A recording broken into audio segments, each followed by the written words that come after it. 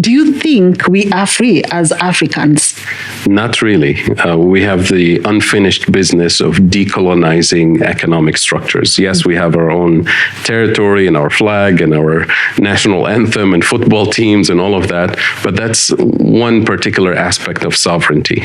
But if you don't have food sovereignty, if you don't have energy sovereignty, if you don't have technological sovereignty, then you don't really have full independence. Now, the African Union is mostly funded by the European Union and other donors. So if our core decision-making Pan-African process is funded by our competitors, let's call them, right? Why do we expect them to fund the very core things that will make us less dependent on them, that will make us truly their competitors? And in some areas, in the long term, we may actually dominate. What's the greatest lie that has been told about Africa? Africa is poor, right? Africa is not poor.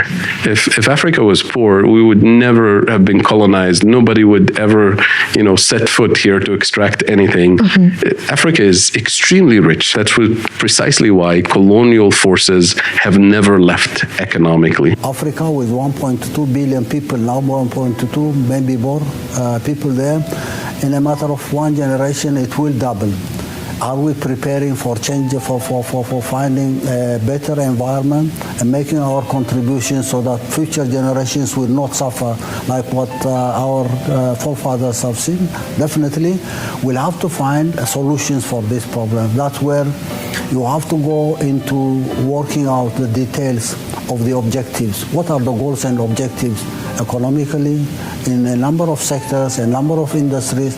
How can we possibly develop an infrastructure? How can we develop strategies for energy integration? How can we develop our resources so that we can achieve food security, not for now, but for a generation to come? How can we cooperate and create complementarity in each and every sector, in each and every industry? What are the resources that we have available? Africa, with not a population of 1.2 billion, but it said that Africa has more than 60% of global endowments. Everything is there: minerals, natural resources, manpower, and everything. It's underdeveloped. Definitely, it will have to find ways of making life better for generations to come. And this will not be happening within the continent, but the continent will have to work in solidarity. Russia has technology, Russia has resources, Russia has advantage in a number of areas. So bringing these resources to a level where ultimately you will multiply. It's a multiplier where synergy will create more of an opportunity, will create or come up with a solution for all these problems. We'll go for details. What are the sectors that we engage jointly to develop a strategy and make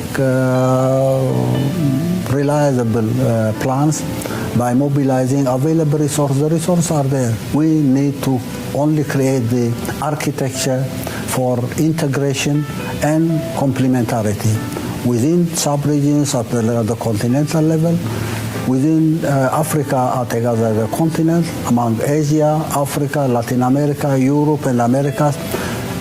It's an evolving process. So building consensus and going beyond consensus, identifying or even qualifying programs that will have to be implementable by mobilizing available resources, education, technology.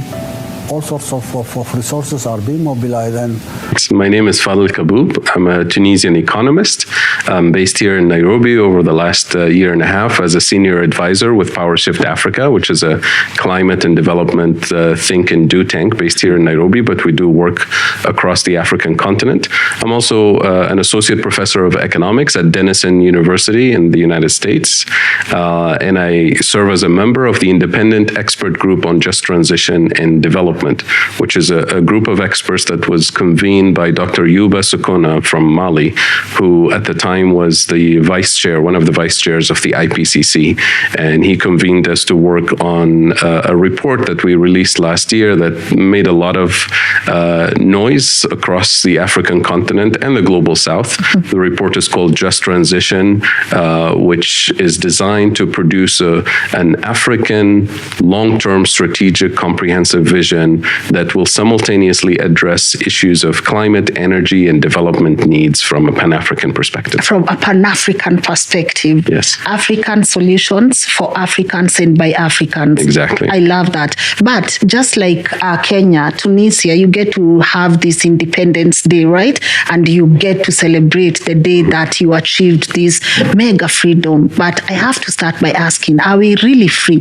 Do you think we are free as Africans? Not really.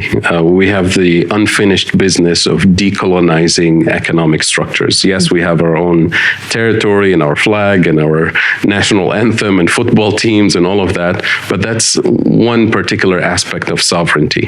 But if you don't have food sovereignty, if you don't have energy sovereignty, if you don't have technological sovereignty, then you don't really have full independence. And it just occurred to me a couple of years ago, we were having this conversation with some colleagues, and I thought about my own education, my own experience living in Tunisia, and I thought if we didn't really have a national Independence Day that was a public holiday, that was celebrated, I wouldn't have known from my education that we were colonized. And I wouldn't have known from my education as an economist that those economic structures that were designed during colonial times were still persistent to this day. And that is a problem across the global South, across Africa in particular, that our own education doesn't really equip us with the skills, with the tools to help us decolonize our economic structures. And you see it in the form of this external debt, for example, that we have. It sounds like a problem that we've created, right? We're the ones who are borrowing. Our politicians and leaders are maybe mismanaging the resources, and some of it might be true.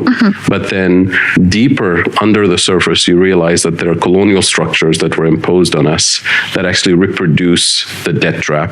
And when you're in debt, you're dependent on external lenders and the conditions that they impose on you. And the conditions they impose on you tend to push you deeper into those structural traps.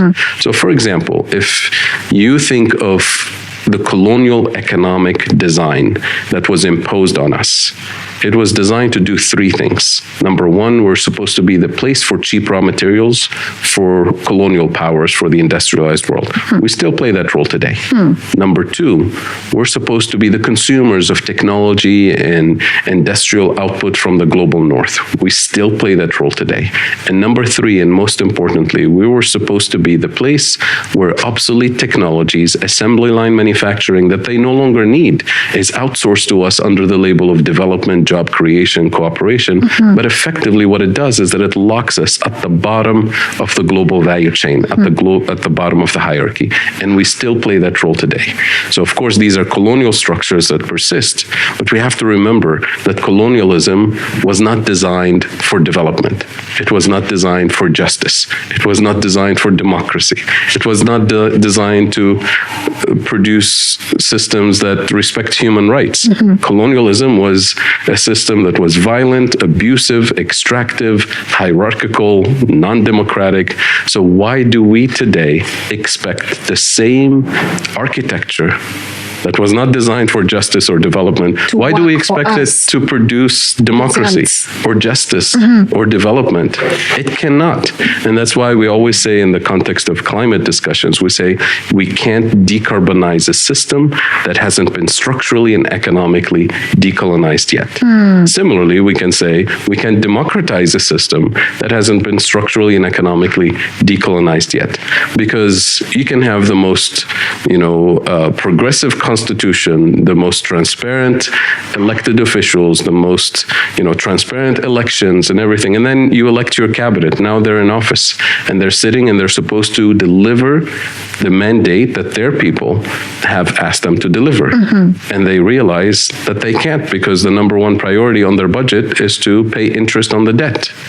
So they're in a debt trap. So by the time you prioritize all the basic necessities that are part of a global economic architecture that is extractive, there's nothing left in your budget. There's no fiscal space to actually meet the democratic mandate.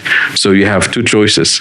You either throw democracy under the bus and ignore your people's aspirations and continue on the same path of colonial extractivism and post-colonial extractivism, or sit down and start to struggle with the existing structures. You may even have to default on paying the external debt so you can actually meet the needs of your people and serve the democratic process. And unfortunately, that's a very hard choice to do, especially if you're alone. But the argument that we're trying to push is that all African countries are in the same traps. And it's much easier to co-design a Pan-African strategy to get out of those traps collectively, with collective self-reliance and solidarity, not as in, nice words about Pan-Africanism we say to each other in meetings, as an economic and geopolitical necessity. And that's the starting point for this vision. Good. And I love that you've just given us a summary of it all, but could you now break this down for us? You've mentioned food, you've mentioned manufacture, you've mentioned so many things. Could you please break it down for us in a way now everyone in Africa gets to understand Absolutely. this? So we start with the symptom, which most people focus on, which is debt. And yes, we have major problems of external debt. And here I emphasize it's debt denominated in dollars and euros and foreign currencies. The source of external borrowing, the source of that debt crisis, can be identified in three basic areas across the African continent. Number one, food deficits. Number two, energy deficits. And number three, manufacturing value-added deficits. And I'll explain each very briefly in language that everybody will understand. Food deficits. Today, Africa, according to the United Nations Conference on Trade and Development, the latest numbers we have, Africa imports 85% of its food. 85% of our food comes from outside the continent. When less than 100 years ago, during colonial times, we used to be the breadbasket for colonial powers. Absolutely. So that transformation didn't happen by accident. It was by design, intentional design. And it was as soon as we started to gain independence in the 1950s and early 60s. To be more specific, in 1955, when the Europeans were meeting in Rome for the Treaty of Rome, the foundation of the European Union, they said, we have a problem. We have a food sovereignty problem. We're so dependent on the colonies. So they decided to start investing in their own food sovereignty. In 1962, they introduced the European Common Agricultural Policy, which is a heavy agricultural subsidy system to prioritize the production of core crops in Europe. So maize, wheat, soybean, the core crops that every society needs for its survival, essentially. And as a result, our farmers in the global south, in Africa in particular, couldn't compete with the subsidized wheat and corn and barley that's coming from Europe. And of course, it wasn't just Europe. It was the major economic blocs, the US, Canada, Australia, Japan, the former Soviet Union, which is why Russia and the Ukraine dominate the exports of wheat and corn globally. So as the global system was shuffled with those countries producing the core crops, our farmers couldn't compete with the cheaper wheat or corn, so they had to specialize in something else. So we started specializing in cash crops for exports: coffee, tea, tobacco, cocoa, all the tropical fruits and every complementary food items. So today we're in a system where we consume what we don't produce and we produce what we don't consume.